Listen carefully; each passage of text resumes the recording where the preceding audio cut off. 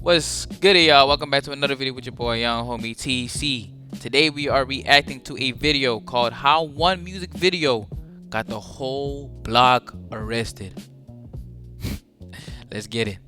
You know how rappers be snitching on themselves? Yeah, imagine being accidentally responsible for getting the whole block locked up. This is what happened to Sahbabii. Back in 2017, he was just blowing up off this song, Pull Up With a Stick. He dropped the snippet on Instagram, and that's when it first got traction. When the time came around to drop the song, he decided to go shoot a music video. He pulled up to the Sierra Ridge apartments in Atlanta with a bunch of his friends, and they were pointing all different kinds of guns throughout the whole video. Now, this might not sound that unusual with how many times this has been done in plenty other rap videos over the years, but it's the fact that the song sounds like this. Pull up with a stick, let it hit.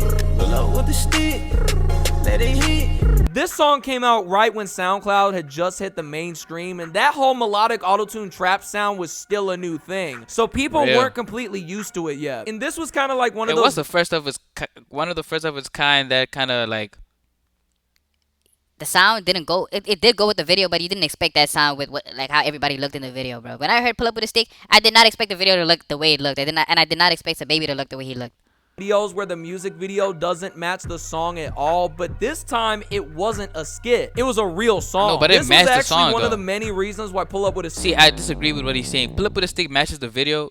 It's just that you don't think that it's actual hood niggas, you know, that are part of what's going on. It stood out at the time. Until you see the video and be like, damn, Sahbabii was tapped in with these niggas. And it wasn't just people having pistols. They had all different kinds of AKs, ARs with extended mags and drum mags and lasers that were probably all stolen. Because back then, there was an epidemic of people breaking into cars just to steal people's guns in Atlanta. And instead of maybe a few extra people tagging along, there was like over 60 people. Along with all that, there were people being looked for by the police and some with active warrants out on them just casually chilling in the video like millions of people weren't gonna see it. In the place where they filmed it had a lot of shit going on behind the scenes. What nobody knew was that this one video was gonna be the straw that broke the camel's back. A week after this video came out, a murder had taken place in the Sierra Ridge apartments. Apparently someone was trying to sell a TV he stole, but he ended up getting robbed and killed for that TV. By 2016, there was already an investigation into the complex by the cops, but this just made them go even harder. The police figured out about the music video when a witness told them they saw the guy who did it in the Sahbabii video. The amount of evidence of possibly stolen guns, people on the run, child endangerment, and whatever else being shown on video made this case a lot easier to solve. But even then, it still took them a little while to find out who actually did it. Long story short, they asked around for any possible info to help with the case, and after asking so many people who didn't say nothing, eventually they were given hints about some girl being the shooter, but it turns out it wasn't really her. But when they brought her in though, she did lead them to the guy who actually did it. And this led to the cops finding out everything. He got a life sentence and 24 other— Shawty, you snitched? You snitched on a guy, Shawty? No cap, bro. If you had no like ties to that nigga, bro, I would do the same thing as you, bro. If you had no ties or obligations to that nigga, I'd do the same thing as you. I'd be like, bro, I'm not going to jail. I'm not going to prison for murder.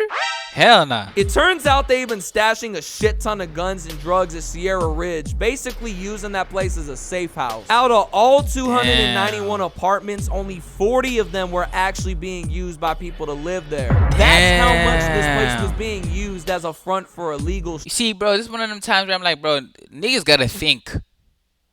Niggas gotta think, bro. Like, niggas don't think that, yo. Yeah, maybe us, you know, shooting a whole music video right outside where we're doing all this illegal stuff isn't a really good idea. Maybe we shouldn't shoot a music video for one of the most poppin' songs right in front of the crib. I mean, not like what I say, right in front of the stash house, right in front of where we keep all the guns, right in front of where we have all this contraband stuff. Like, bro, sometimes niggas do not think, bro. This is one of them situations where, bro, if niggas had just said, hey, let's go shoot this at so-and-so park, or let's go shoot this at some random street in the hood, everybody would have been, you know, in a better position than they are right now.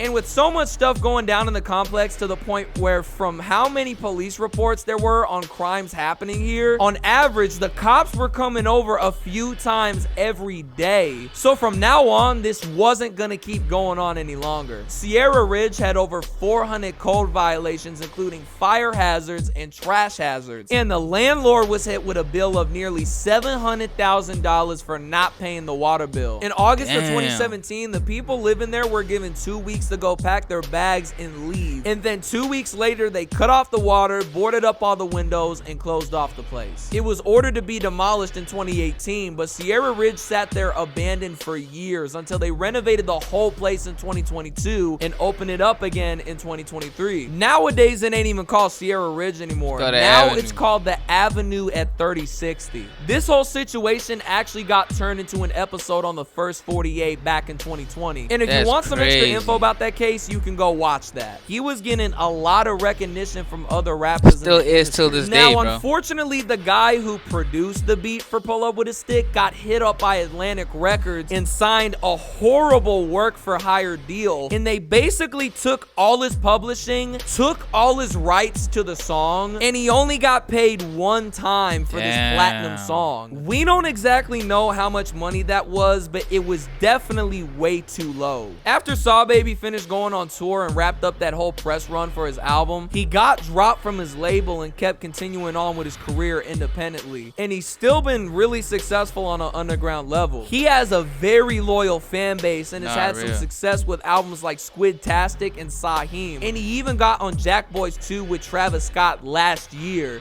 and featured on Don Toliver. Bro, Viking, you are a smart man, and that's why you lawyer up whenever a business offers you a contract. Because look what happened to Buddy, bro.